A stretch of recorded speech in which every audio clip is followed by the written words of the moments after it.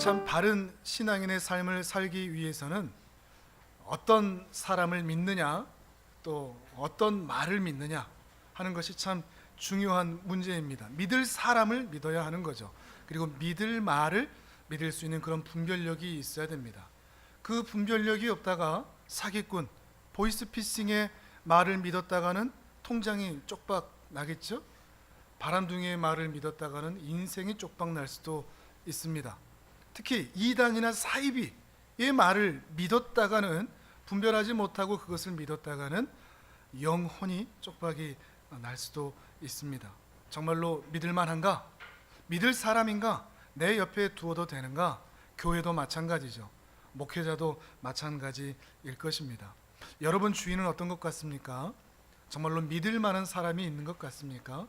여러분에게 선한 영향력을 끼치는 그런 사람이 여러분과 함께 있는 것 같습니까?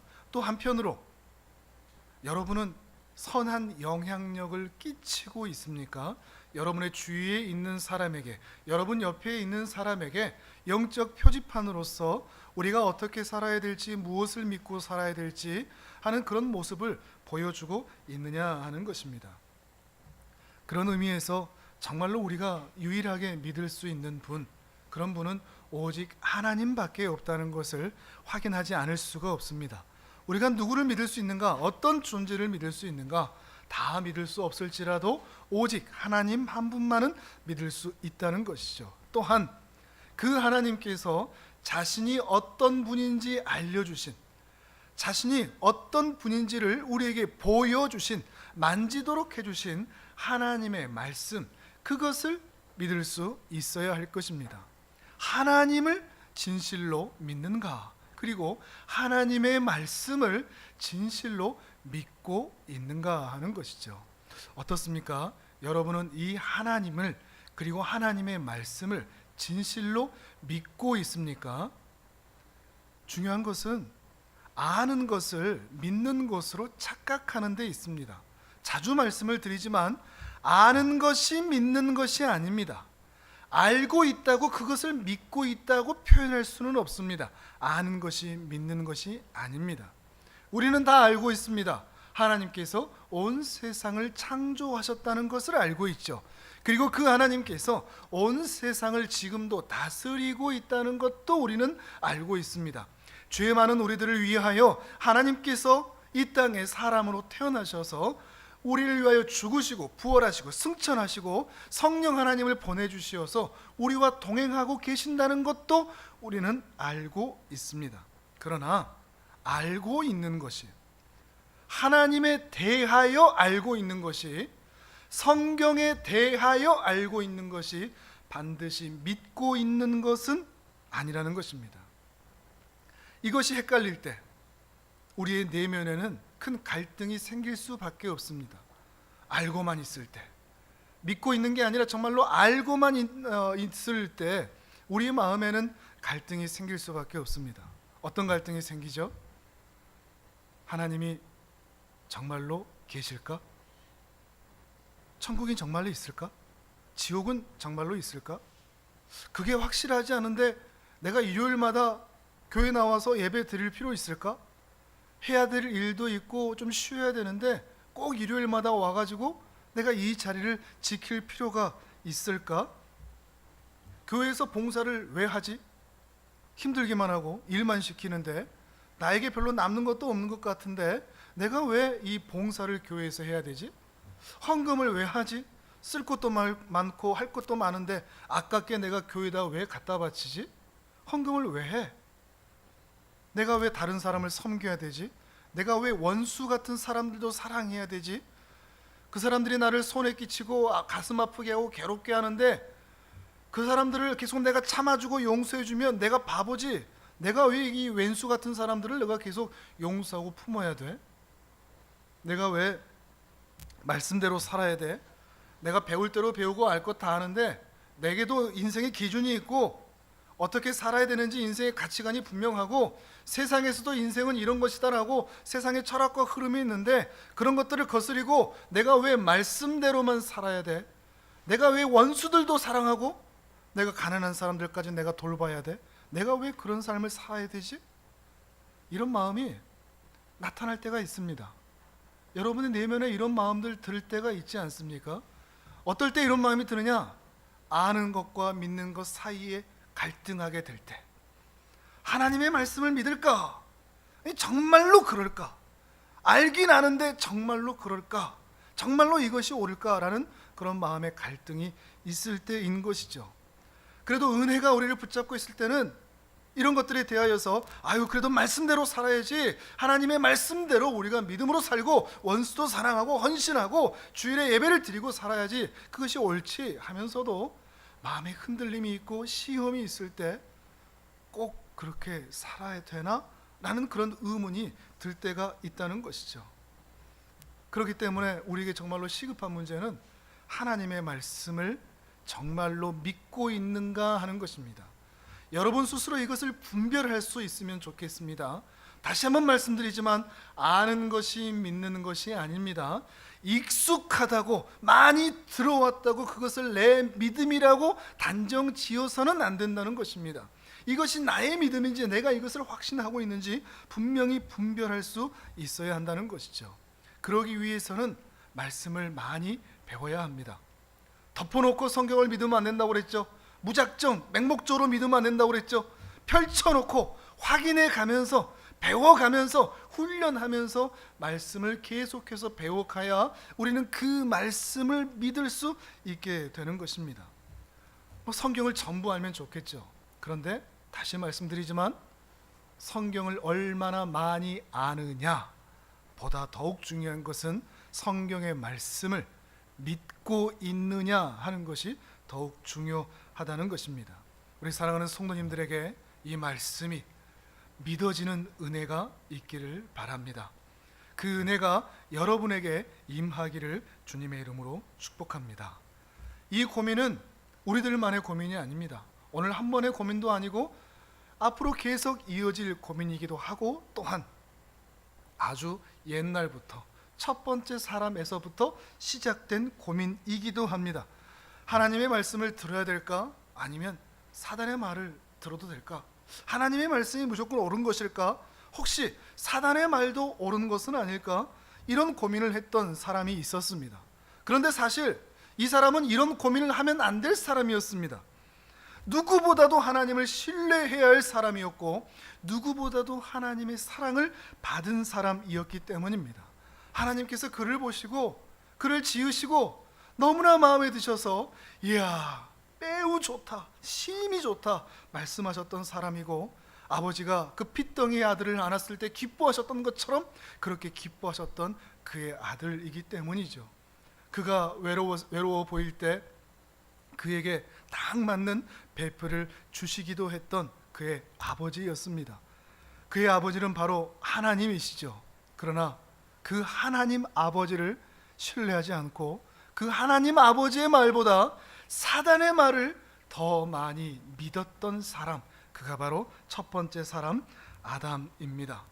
창세기 이 책을 딱 펴면 그 창조의 이야기가 먼저 나오죠. 하나님께서 이 세상을 창조하신 이야기가 나오고, 이 마지막 6일째 그 창조의 날에는 사람을 만드신 이야기가 나옵니다. 그리고 에덴 동산에 그를 두셨죠. 그리고 에덴 동산에 그것을 경작하고 지키도록 하시면서 온 세상을 다스리도록 하셨습니다. 무엇이든지 아담의 뜻에 다 맡기셨지만 단 한 가지만은 금지하시는 것이 있었습니다. 우리 앞에 조금 찾아볼까요? 창세기 2장 16절과 17절의 말씀입니다. 2장 16절 17절 우리 같이 읽습니다. 시작. 여호와 하나님이 그 사람에게 명하여 이르시되 동산 각종 나무의 열매는 내가 임의로 먹되 선악을 알게 하는 나무의 열매는 먹지 말라. 내가 먹는 날에는 반드시 죽으리라 하시니라. 아멘. 선악을 알게 하는 나무의 열매는 먹지 마라, 이 명령을 하셨습니다. 왜 하셨을까요? 이것이 너무나 맛있어서 하나님 혼자 드시려고, 아담에게는 주지 않으시려고 그러셨을까요?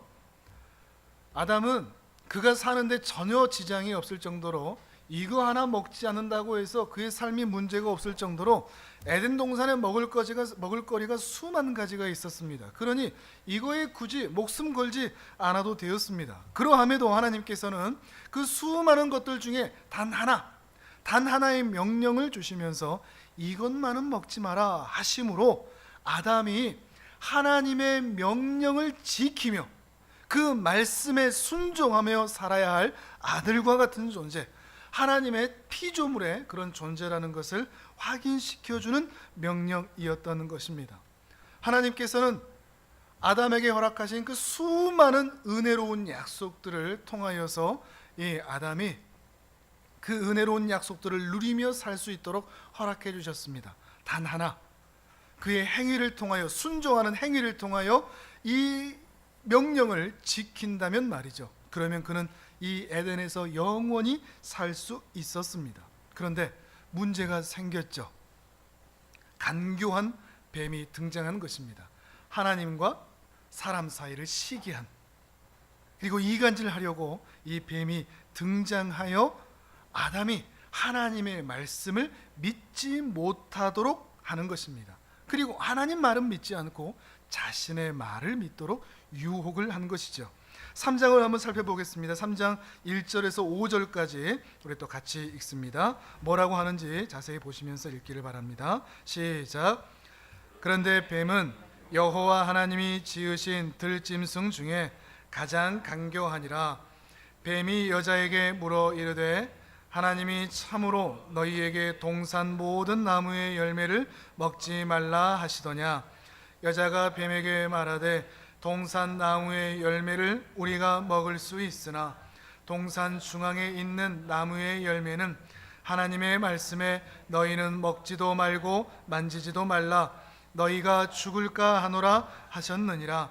뱀이 여자에게 이르되 너희가 결코 죽지 아니하리라. 너희가 그것을 먹는 날에는 너희 눈이 밝아져 하나님과 같이 되어 선악을 알 줄 하나님이 아심이니라. 아멘. 하나님의 말씀을 직접 듣지 않았던 여인에게 먼저 접근을 해서 유혹을 하죠. 하나님께서 동산에 있는 모든 나무의 열매를 먹지 말라고 하셨느냐? 라고 물어봅니다. 부정적인 질문이죠. 그러자 하와가 대답을 합니다. 아니, 다 먹어도 됐는데 동산 중앙에 있는 것은 먹지 말라고 하시던데 그거 먹으면 죽을지도 모른다고 말씀하셨는데, 그때 뱀이 이야기하죠. 아니야, 죽지 않아. 그거 먹으면 오히려 하나님과 같이 될걸? 그렇게 될 줄 알고 너희에게 먹지 말라고 하신 거야. 사단이 하나님을 향한 아담과 하와의 마음에 그 신뢰에 금이 가도록 한 것입니다. 겁박하고 핍박한 게 아니라 오히려 금이 가도록 유혹을 하고 있는 것이죠. 사단은 늘 이렇게 유혹합니다. 애매하게 금이 가도록 만드는 것이죠. 하나님에 대한 믿음이 흔들거리도록, 더 이상 하나님의 말씀이 믿어지지 않도록 교묘하게 뒤흔드는 일입니다. 미혹하는 것이죠. 이 말을 듣고 여인의 마음이 흔들거리기 시작합니다. 그리고 무너지고 맙니다. 6절입니다. 6절 같이 읽습니다. 시작. 여자가 그 나무를 본즉 먹음직도 하고 보암직도 하고 지혜롭게 할 만큼 탐스럽기도 한 나무인지라. 여자가 그 열매를 따먹고 자기와 함께 있는 남편에게도 주매 그도 먹은지라. 아멘. 사탄이 끼어드니까 갑자기 그 나무가 보암직도 하고 먹음직도 하고 특히 지혜롭게도 할 만큼, 지혜롭게 할 만큼이 어떤 의미겠습니까? 하나님과 같이 될 만큼 어떤 마음이 든 거죠? 탐스러움이 들었습니다. 탐욕이 든 거죠. 욕심이 그 마음 중심에 끼어들었던 것입니다. 이것이 사단이 한 일이죠. 사단이 한 일은 먹게 하는 것이 핵심이 아니고 하나님의 말씀을 신뢰하지 못하도록 한 일이 사단이 한 일이었습니다. 그러므로 아담과 하와의 죄는 선악을 알게 하는 나무의 열매를 먹은 것 그 전에 하나님의 말씀을 신뢰하지 않은 것, 믿지 않은 것, 의심한 것, 그리고 사단의 말을 더 믿은 것이 바로 죄였던 것입니다. 그리고 그 죄의 결과가 매우 처참했습니다. 아담과 하와는 아버지와 같은 이 하나님을 두려워하고 숨게 됩니다. 신뢰가 금이 가자 관계에 있어서도 금이 가고 마는 것이죠. 뿐만 아니라 숨고 피하고 두려워할 대상으로 여길 뿐만 아니라 그 책임을 여자에게 돌리면서 하나님을 향하여 원망의 비난을 날리기도 합니다. 12절입니다. 12절을 같이 읽습니다. 시작. 아담이 이르되 하나님이 주셔서 나와 함께 하신 여자 그가 그 나무 열매를 내게 주므로 내가 먹었나이다. 아멘. 겉으로는 여자에게 책임을 전가하고 있는 그 일이 나타나고 있지만 사실 누구를 원망하고 있는 겁니까? 하나님을 원망하는 거죠. 당신이 주신 여자, 당신이 주신 그 여자가 나를 이렇게 넘어지게 했습니다. 하나님을 향하여 비난하고 있는 거죠. 지금 누구를 닮아 있습니까? 사탄을 그대로 담아 있죠. 사탄처럼 하나님을 대적하는 자리에 놓여 있는 것입니다. 그의 아버지인데 말이죠. 아버지를 향해서 이렇게 비난하고 있는 것입니다. 그리하여 이런 불신앙 때문에, 이렇게 믿지 않음 때문에 아담과 하와는 죄의 저주에 살게 됩니다. 16절 이하에 그런 말씀이 있죠. 여자에게는 임신하는 고통을 더하셨고 자식을 낳는 출산의 고통이 시작될 것이라고 말씀하셨고, 너는 남편을 원하고 남편은 너를 다스리는, 서로를 다스리고자 하는 부부싸움의 시작이 어디일까요? 아담과 하와, 바로 이 자리에서부터 시작된 것입니다. 그리고 17절에 보면 땅은 너로 말미암아 저주를 받게 되는, 이 자연이 저주를 받게 되는 저주 가운데 있게 된 것입니다. 그리고 평생에 수고하여야 그 소산을 먹을 수 있을 것이다. 19절에서는 얼굴에 땀을 흘려야 먹을 것을 먹으리니, 그리고 종국에는 이렇게 될 것이라고 말하죠. 너는 흙이니 흙으로 돌아갈 것이니라. 어떤 의미겠습니까? 죽음을 말하는 것이죠. 하나님께서 처음부터 말씀하셨던 반드시 죽으리라 라고 하신 그 결과가 이렇게 나타나는 것입니다. 육체적인 죽음이 반드시 있을 것을 말씀하고 있는 것입니다. 그런데 육체적인 죽음으로 끝나지 않습니다. 또 다른 죽음이 있습니다. 하나님과의 관계마저도 아예 끊어져 버리고 단절되는 영적인 죽음도 그들 앞에 있었습니다. 22절에서 24절까지를 우리 또 같이 읽도록 하겠습니다. 시작. 여호와 하나님이 이르시되 보라, 이 사람이 선악을 아는 일에 우리 중 하나같이 되었으니 그가 그의 손을 들어 생명나무 열매도 따먹고 영생할까 하노라 하시고, 여호와 하나님이 에덴 동산에서 그를 내보내어 그의 근원이 된 땅을 갈게 하시니라. 이같이 하나님이 그 사람을 쫓아내시고 에덴 동산 동쪽에 그룹들과 두루 도는 불칼을 두어 생명나무의 길을 지키게 하시니라. 아멘. 하나님과의 영원한 교제, 그 사귐이 보장되었던 에덴 동산에서 이제 쫓겨나게 된 것입니다. 그리고 에덴 동산의 출입구 생명나무로 이르는 길에 천사들, 그룹들, 천사들을 두시고 두루 도는 불칼을 두어서 결코 사람이 생명나무에 접근하지 못하도록 하시는 것입니다. 한편으로 의문이 들죠. 생명나무에 접근할 수 있도록, 이 생명나무의 열매를 먹을 수 있다면 오히려 더 좋은 것이 아닌가 생각을 해볼 수도 있습니다. 그러나 그렇지 않습니다. 지금 이미 죄를 지어 죄인의 상태가 되어 있기 때문에, 죄의 저주를 받은 상태가 되어 있기 때문에 생명나무의 열매를 먹어서 영생한다고 한들, 죄인의 상태로 영생을 한다고 한들 어떤 유익이 있겠습니까? 죄인으로 불로 장생을 한들 어떤 유익이 있겠습니까? 그것이 과연 복이겠습니까? 오히려 저주이죠. 오히려 하나님께서는 그 길을 막으심으로 마지막까지 아담과 하와를 지켜주시는 것입니다. 은혜이죠. 그리고 이제 이들은 에덴 동산에서 쫓겨납니다. 사장으로 넘어가죠. 그런데 쫓겨나서 가장 먼저 한 행동이 무엇입니까? 집을 짓자, 성을 짓자, 이것이 아니고 가장 먼저 한 행동이 동침하여 아들을 낳는 것이었습니다. 어떤 특별한 이유가 있을까요? 아니면 그저 자연적인 출산이었을까요? 아니면 어떤 기대를 가지고 한 행동이었을까요? 4장 1절의 말씀을 같이 한번 읽어보시겠습니다. 시작. 아담이 그의 아내 하와와 동침하매 하와가 임신하여 가인을 낳고 이르되 내가 여호와로 말미암아 등남하였다 하니라. 아멘.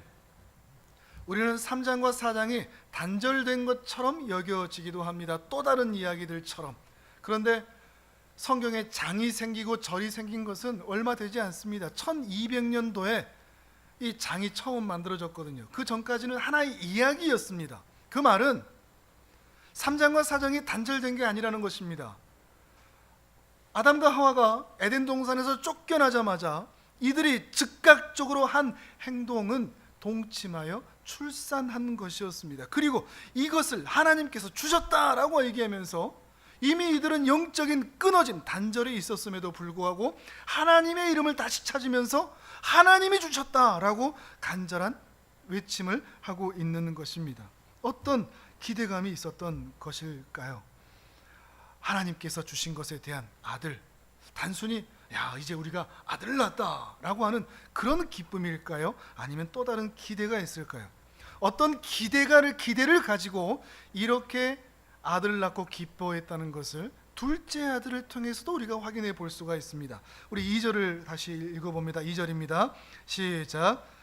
그가 또 가인의 아우 아벨을 낳았는데 아벨은 양치는 자였고 가인은 농사하는 자였더라. 아멘. 그런데 이 가인의 아우 아벨을 낳았는데 가인을 낳았고서는 그렇게 기뻐하다가 여호와로 인하여서 아들을 낳았다 그렇게 기뻐했는데 아벨을 낳고서는 아무런 언급이 없죠. 그냥 아벨은 양치는 자였고 가인은 농사하는 자였다, 직업만 소개를 하고 있습니다.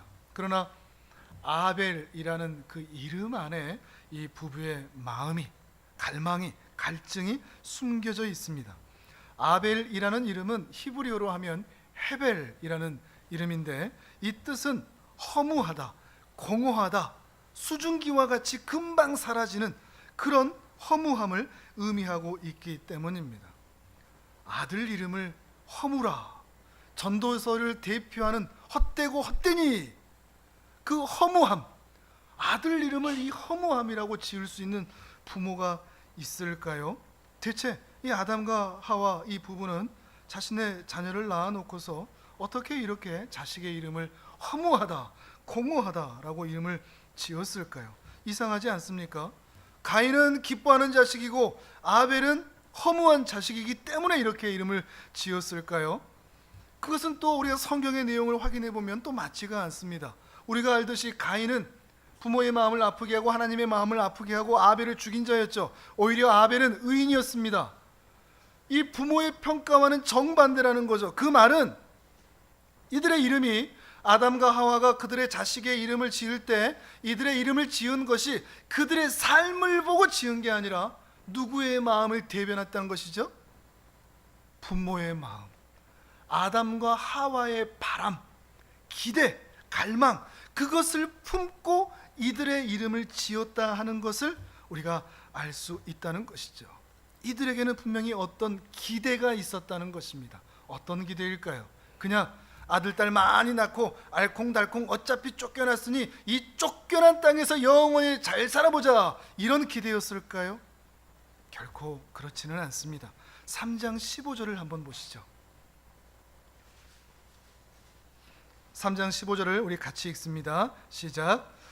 내가 너로 여자와 원수가 되게 하고 내 후손도 여자의 후손과 원수가 되게 하리니 여자의 후손은 내 머리를 상하게 할 것이요 너는 그의 발꿈치를 상하게 할 것이니라 하시고. 아멘. 이 말씀은 에덴 동산에서 쫓겨나기 전에 죄의 저주와 함께 받았던 말씀입니다. 우리가 읽었지만 아담과 하와에게 축복의 말씀은 하나도 없었습니다. 다 저주였습니다.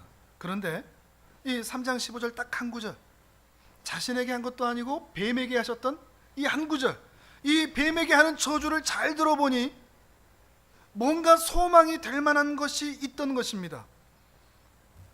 지금 뱀으로 인하여 하나님과의 관계가 끊어져 버렸는데 하나님과의 관계가 다시 회복될 수 있는, 다시 에덴으로 돌아올 수 있을 수도 있다고 하는 어떤 기대감을 갖게 하는 말씀인 것이죠.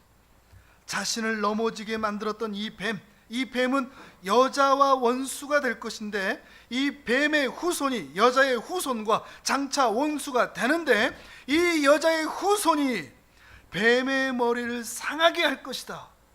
뱀의 머리를 상하게 한다는 것은 뱀이 죽을 것이라는 얘기거든요.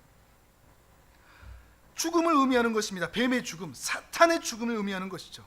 그들을 유혹했던, 넘어지게 만들었던, 하나님을 신뢰하지 못하게 만들었던, 그래서 이 저주에 빠지게 만들었던 그 뱀의 죽음, 그 죽음이 누구를 통해서 이루어진다? 여자의 후손을 통해서 이루어질 것이라는 그 기대를 갖게 된 것이죠. 물론 이 말이 무슨 말인지 아담은 전혀 알지 못합니다. 그냥 어떤 기대만 가지고 있을 뿐입니다. 이 말씀을 통하여 어떤 일이 이루어질 것이다 라는 그런 기대감만을 가지고 있었을 뿐입니다. 그렇다면 아담과 하와에게 여자는 누구일까요? 하와밖에 없죠. 이들에게는 이 여자는 하와밖에 없습니다. 그렇다면 여자의 후손은 누구겠습니까? 후손은 씨거든요. 이들에게 후손은 누구겠습니까? 아담에게 자신들이 낳은 자식일 것입니다. 자신들이 낳을 자식, 언제일지는 모르지만 자신들을 통하여 나타나게 될, 동침하여 태어나게 될 그 아들이 뱀의 후손의 머리를 상하게 할 것이라는 그 말씀의 기대를 가지고 에덴 동산에서 쫓겨나자마자 그들이 가장 먼저 한 일은 바로 아이를 갖는 것이었습니다. 무엇을 기대하고요? 여자의 후손의 태어남을 기대하고 말입니다. 아담은 하나님의 말씀을 기억한 것입니다. 그리고 드디어 하나님의 말씀을 믿기 시작한 것입니다. 이것이 소망이구나, 이것이 복음이 되겠구나, 이것이 나를 살리겠구나, 이것을 믿으면 나에게 다시 생명이 회복되겠구나 라고 하는 그 소망이 여기에서부터 시작되고 있다는 것입니다. 이 짧은 구절, 그 내용이 무엇인지 어떻게 이루어질지는 전혀 알지 못하지만 이 말씀을 믿으면 이 말씀을 통하여 구원의 역사들이 일어날 것이라는 그런 소망을 아담은 희미하게라도 가질 수 있었던 것입니다. 그래서 창세기 3장 15절의 이 말씀을 수많은 사람들이 원시복음, 최초의 복음이라고 말을 하는 것입니다. 이 복음을 믿었기 때문에 가인이 태어나자마자 아담이 얼마나 기뻤을까요? 우리가 4장 1절 2절 여기를 읽어보면 아담의 감정이 느껴지지 않지만 이런 것들을 조금만 생각해 보면 이 가인을 낳고 아담이 얼마나 기뻐했을지 생각이 나십니까? 기대가 되십니까? 느껴지십니까? 그죠? 야, 우리도 아들이 생겼다 이런 게 아니죠. 야, 이제 돌아갈 수 있게 되었다. 여자의 후손이 우리에게 주어졌다. 이렇게나 빨리 돌아갈 수 있게 되었다니 라고 하는 그런 기대감이 아담의 마음에 충만했을 것입니다.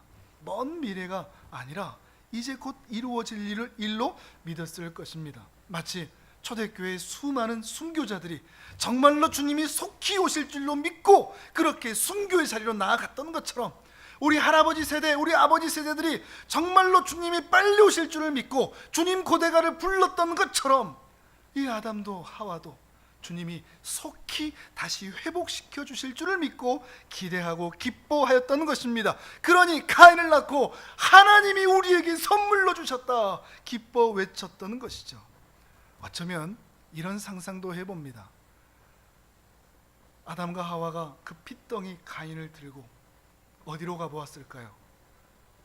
에덴 동산 그 문 앞에 그룹들이 서 있는, 그래서 못 들어가게 막는 그 길, 두루 도는 불칼로 감히 접근할 수 없었던 그 길, 어떤 기대를 가지고 이제는 열릴 것이다 라는 그 기대를 가지고 그 앞에 가 보았을 것입니다. 그런데 이 여자의 후손, 약속의 자손을 데리고 갔는데 아무 일도 일어나지 않는 것입니다.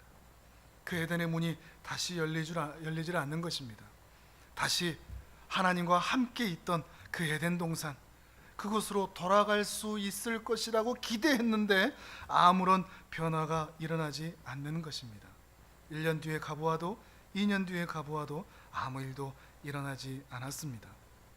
그 과정 동안 아담이 느꼈을 그 절망, 그때 한 번의 실수, 그때 한 번 하나님의 말씀을 믿지 못하고 신뢰하지 못하고 사단의 말을 믿어버렸던 그 한 번의 실수, 그로 인하여 내 인생을 누르고 있는 이 죄의 결과들, 죄의 저주들, 이 불순종의 결과가 얼마나 무거운 것이라는 것을, 하나님과 단절되어 에덴 동산 밖에 산다는 것이 얼마나 힘든 것이라는 것을 그는 뼈저리게 느꼈을 것입니다. 그 절망이 얼마나 컸던지, 그 무게가 얼마나 무거웠던지, 하나님 없는 인생이 얼마나 허무했던지, 둘째 아들의 이름을 허무라, 헛되다라고 치울 수밖에 없었던 그 아담의 마음이 느껴지는 것입니다.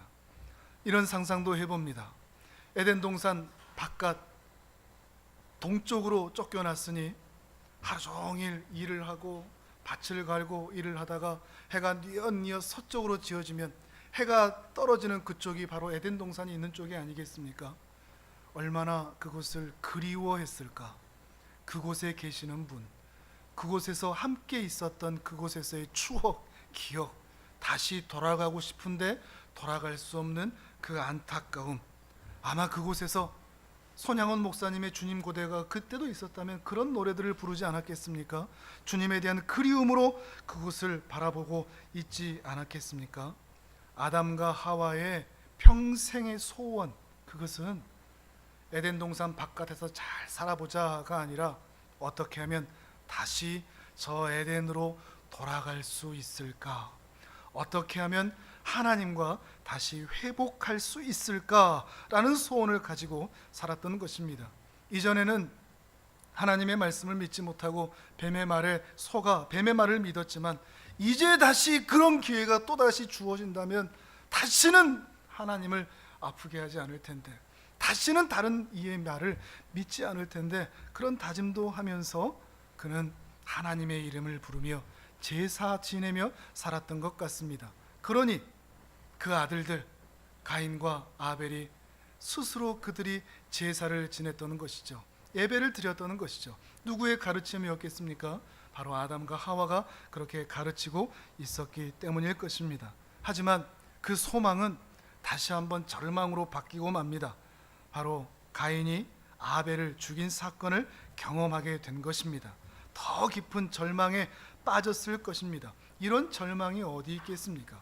단순히 아들이 또 다른 아들을 죽였다, 이것만 해도 큰 가슴 아픔인데 죄의 무게가 이만큼이나 크다는 것을 더욱 확인했을 것입니다. 그러나 그 절망이 아주 길지는 않았던 것 같습니다. 어떤 이유에서든지 어떤 일이 있었는지는 성경에서 정확하게 말하고 있지는 않지만 하나님의 약속이 다시 이어지기 시작하는 것입니다. 우리 창세기 4장 25절과 26절을 같이 한번 찾아보시고 읽어보실까요? 창세기 4장 25절과 26절입니다. 같이 읽습니다. 시작. 아담이 다시 자기 아내와 동침하매 그가 아들을 낳아 그의 이름을 셋이라 하였으니 이는 하나님이 내게 가인이 죽인 아벨 대신에 다른 씨를 주셨다 함이며, 셋도 아들을 낳고 그의 이름을 에노스라 하였으며 그때 사람들이 비로소 여호와의 이름을 불렀더라. 아멘. 아담과 하와가 다시 아들을 낳은 것이죠. 그리고 그 이름을 셋이라 지었습니다. 셋째여서 셋이 결코 아닙니다. 그리고 셋째라고 단정할 수도 없습니다. 이 셋이라는 이름은 놓여 있다는 뜻입니다. 즉 아벨 대신에 아벨의 자리에 이가 놓여 있다는 의미이죠. 아벨 대신에 다른 약속의 자손을 주셨다고 믿고 이 이름을 지은 것입니다. 그리고 이들 이후로 다시 여호와 하나님의 이름을 부르기 시작했다 얘기합니다. 아담과 하와가 여전히 생존해 있었기 때문에 아마 이들은 절망 가운데 있다가 다시 소망을 갖기 시작한 것 같습니다. 여자의 후손에 대한, 다른 씨에 대한, 지금 바로는 일어나지 않지만 언젠가 하나님께서 허락하실 그때를 바라보며 그 소망을 이어가고 있는 것입니다. 여호와의 신앙이 자신에게서 후손에게 이어지도록, 그리고 이 후손들도 여호와를 바라보도록, 저 안식의 땅을 사모하도록 그 믿음을 아담과 하와가 전수해 주고 있었다는 것입니다. 사랑하는 여러분, 아담, 그로 인하여 이 땅에 죄와 저주와 사망이 들어왔다는 것을 우리는 부인할 수 없습니다. 한편으로는 우리는 이 아담 할아버지가 미울 수도 있을 것입니다. 그로 인하여 우리는 죄의 영향력 아래 비참함을 가지고 살아가고 있으니 말이죠. 하지만 이 아담 할아버지, 천국 가면 만날 수 있을까요? 천국 가면 분명히 만날 수 있으리라 믿습니다. 왜냐하면 그는 말씀을 믿지 않아 사망에 이르게 되었지만 단 한 문장, 하나님의 말씀, 하나님의 약속을 믿었기 때문에 그는 생명에 이를 수 있게 되었다는 것입니다. 무엇보다도 여자의 후손에 대한 그 말씀이 이루어지기를 기다리면서 믿음을 지키고 소망을 가지고 하나님을 사랑하며 살았기 때문입니다. 사실 우리도 그렇습니다. 매일 우리의 삶을 돌아보면, 죄 가운데 살아간 우리 자신의 삶을 돌아보면 우리도 하나님에게서 끊쳐진 것처럼 느껴집니다. 과연 우리가 하나님의 은혜를 받을 만한 존재일까? 우리에게도 천국의 은혜가 주어질까? 두렵습니다. 그렇지 않으리라는 확신이 사실 더 큽니다. 그러나 우리를 구원의 자리로 이끄는 것은 우리 마음에 하나님의 말씀을 믿는 그 믿음인 줄을 믿습니다. 하나님께서 우리에게 은혜로, 선물로 믿음을 주셔서 그 믿음으로 하나님의 말씀을 믿게 되는 것, 그리하여 단순히 성경에 있는 말씀을 아는 정도가 아니라 믿는 정도로 하나님께서 천지를 창조하신 것을 믿고, 그 하나님이 오늘도 이 세상을 다스리고 계심도 믿고, 그 성자 하나님께서 이 땅에 오셔서 우리를 위하여 죽고 부활하심으로 우리의 죄가 다 해결되었다는 것도 믿고, 언젠가 그 하나님께서 다시 이 땅에 재림주로, 심판주로 오셔서 우리를 저 영원한 하늘나라로 이끌어 들이실 것도 믿는 것입니다. 이것이 우리의 믿음입니다. 지금 우리가 구해야 할 것이 바로 이 믿음입니다. 말씀을 아는 것 정도가 아니라, 익숙한 것 정도가 아니라 이 말씀이 믿어지는 은혜인 것입니다. 흔들거림 없이 우리 마음에 아무리 사단이 우리를 유혹하고 미혹하고 금이 가게 만들지라도, 그렇지 않아, 우리는 예배를 드리는 사람이지, 원수도 사랑하는 사람이지, 섬기는 사람이지, 주께 드리는 사람이지, 주께 헌신하는 사람이지, 우리는 주님을 기다리는 사람들이지. 밤 2경이나 3경이나 우리가 흔들거리지 않고 주님을 기다리는 이유, 말씀을 듣고 읽고 지키는 것 때문에 아무런 핍박이 있다 할지라도, 어떤 핍박이 있다고 할지라도 끝까지 믿음의 길을 가는 이유, 그것은 하나님의 말씀이 그렇게 말씀하셨기 때문입니다. 우리는 그 말씀을 믿고 있기 때문이죠. 이러한 복이 여러분에게 있기를 바랍니다. 지금 세상은 마치 홍수가 나기 전 노아 시대와 같습니다. 하나님의 심판이 있기 바로 전 소돔과 고모라 땅 같습니다. 예루살렘이 멸망하기 바로 전 바리새인과 서기관들로 가득한 세상처럼 보입니다. 수많은 사람들이 예수는 메시아가 아니야, 신은 죽었어 라고 소리치는 아우성들이 너무나 거셉니다. 그러나 하나님께서 하나님의 말씀이신 성경을 통하여 이렇게 말씀하셨으니 언젠가 여호와의 날, 그 때가 차면 이 땅에 다시 오시리라 믿고 순결한 주의 신부로 살아가시는 복된 주의 성도들 다 되시기를 주님의 이름으로 축복합니다. 아멘.